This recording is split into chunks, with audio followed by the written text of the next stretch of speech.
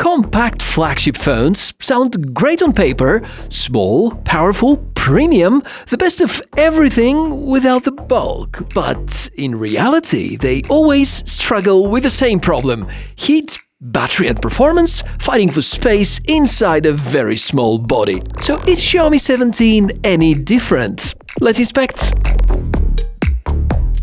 Hi!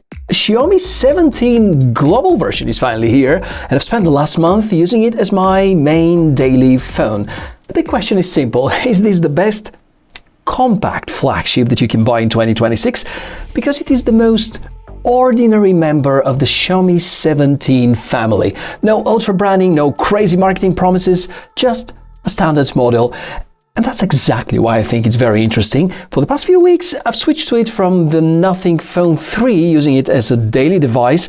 And in this video, I'm going to share what that experience actually feels like. The good parts, the compromises, and whether this is the right compact flagship for you. To make things easier, I've added chapters for each and every section. We're going to talk about the performance, about the cameras, the battery life, the display, design, software, the overall experience, and so much more.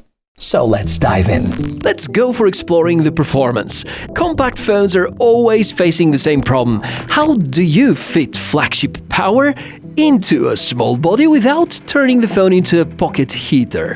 Well, inside the Xiaomi 17, you're going to find the most powerful chipset of the year, and Xiaomi clearly decided to let it run almost at full potential. And yes, the performance is there, at least for a while. Games run in their maximum settings, including heavy AAA titles.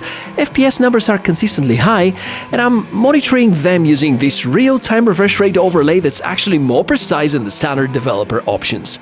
But there's a trade-off. Under heavy load, especially if you're using a case, the phone gets warm. Over 50 degrees warm on the surface in extreme scenarios. If you're a serious mobile gamer, you might want to consider active cooling. Otherwise, just accept that this is a compact flagship, pushing a lot of power in a very small space. And compared to the Xiaomi 15, efficiency has improved, average power consumption is lower, which helps battery life. But this graph about CPU throttling doesn't look great at all. Here's my honest take on the situation.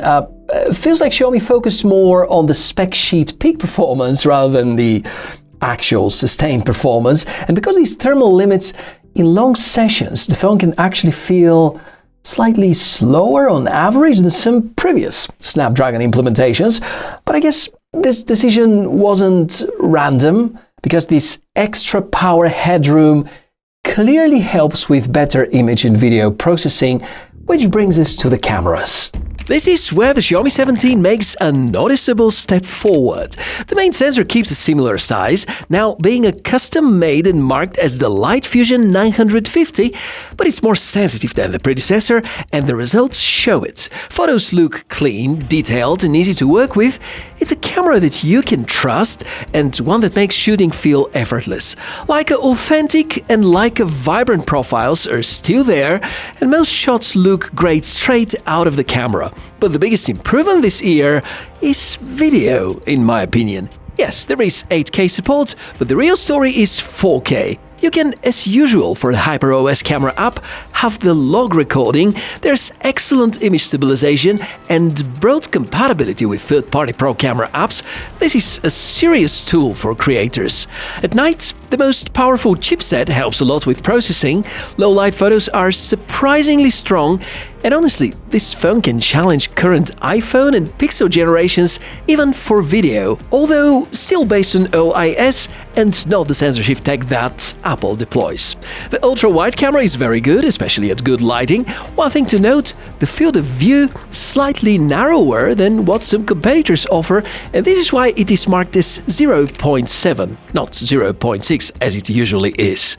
The telephoto also improves, although I wish Xiaomi went further. It's only a 2.6 zoom. A 4-time or a 5-time zoom would have pushed this device into true pro territory. On the positive side, it focuses very close and works great for detailed close-up shots.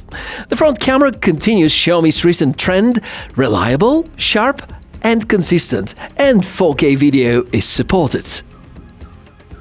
I need to say this clearly: color consistency when switching between the three cameras is not great, the least. It's noticeably worse than what some other competitors bring. The good news is that this feels like a software issue, which means that it can possibly improve. So from hardware perspective, I think this easily is one of the strongest camera systems in the compact class. Software polishing, way to go. Another big upgrade this year is the battery. Well, globally, a bit more modest because the Xiaomi 17 comes with a capacity of a little over 6,300 mAh, which is huge for a compact flagship. In real use, I'm getting around 9 hours of screen on time with mixed usage and over 30 hours combined use. Standby drain is also better than what I usually see from HyperOS, although I did disable some unnecessary apps and background services. Charging is extremely fast, but there's a catch. You will get the best results with Xiaomi's own chargers. Third-party power banks and adapters are noticeably slower, even slower than some of the Samsung Galaxy devices in my tests. The software side is improving as well. You get battery health monitoring, cycle tracking, and various optimization tools. Compared to Xiaomi 15, this is clearly a step forward. If you're coming from an iPhone or another well-balanced device, battery life here will feel comfortably on par. Exploring the connectivity ecosystem, I think here we have some small but very important changes. One of my usual favorites is the interconnectivity. Yes, Xiaomi's ecosystem features are all here. Screen sharing, file transfer, device integration. But the big news is the cross-platform sharing. You can now transfer files directly between Xiaomi 17 and iPhones, similar to AirDrop. Just bring the devices close, send, and it works. On the hardware side, you get everything you would expect from a flagship: USB 3.2 for file transfers, OTG support, and even display outputs. Speaking of displays, this one here is excellent. Peak brightness reaches up to 3500 nits, pulse width modulation frequency is very high and comfortable for the eyes, and color calibration is closer than ever to what you would expect from an iPhone. Bezels are slim, although not completely invisible. There's still a thin black frame, but visually it looks balanced and clean. In daily use, outdoors, at night, reading, watching video, whatever, this is simply a display you don't have to think about, and that's exactly what you want. Fact is that the moment I touched the phone, it felt familiar. The shape is somewhere between the flat precision of an iPhone and the soft feeling of a Pixel Pro. Size-wise, it's almost identical to those devices, but noticeably slimmer. Even with a case, still feels compact and easy to handle. I do miss one thing: an extra function button. It's becoming more common, and it would fit well here.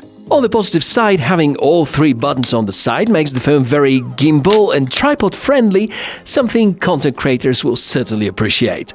Build quality is overall excellent, solid, premium feel and confident, and very well waterproof.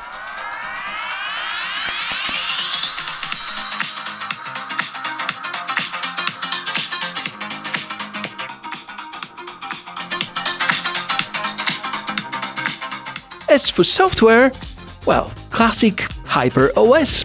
It's powerful, customizable, well integrated into Xiaomi's ecosystem and packed with features. There are also decent AI tools and a lot of visual customization options, but there still is much pre-installed software. The good news is that with about 30 minutes of cleanup and a bit of patience, you can disable or freeze most of it. Some long-standing issues remain though. Gesture navigation still doesn't work with third-party launchers. The control center still tries to imitate iOS. The notification behavior is not fully aligned with standard Android. You either get used to this or you don't. For reference, I'm using a custom theme here and an icon pack so that I can make the experience feel really close to stock Android. Before the conclusion, let's talk about the downsides. There is no 1TB storage option globally. The thermal behavior is still a limitation under heavy sustained load, and the design clearly moves away from Xiaomi's own identity towards a more familiar, iPhone-inspired look, just like it used to be many years ago. At the same time, the competition isn't overwhelming. For example, Samsung's compact flagship, the S26, still struggles with super slow charging and very conservative camera upgrades because hardware in the past few generations is virtually the same. The Pixel devices offer really great software and photography options, but they are far behind in pure raw performance. And Sony remains more of a niche choice for enthusiasts and brand fans. So realistically, the Xiaomi 17 doesn't face very strong competition in the compact flagship space. But some familiar concerns remain: the cooling limitation and the camera system, which is very good, but not quite industry-leading yet. So as a conclusion, and to figure out who this device is actually for, I think it's a very decent smartphone. In many ways, it's excellent, maybe, but the real question is what matters to you the most? Whether that's performance, or the cameras, or the battery, or the software experience, or the display, or the overall ecosystem, because in some of these areas, this device makes very strong choices. So that's everything I wanted to share in regard to Xiaomi 17. My goal with this review was to show you the real behavior behind the specification sheets, and if this has helped you to understand what Xiaomi 17 is really like, then the video did its job. And thank you very much for your support. It really means a lot to me. If you found the video useful, please do share it with someone who is looking for a compact flagship or just enjoys watching tech reviews for fun. I'm the TechMishka. You stay around for more cool tech inspections and wish you a fantastic day. Bye.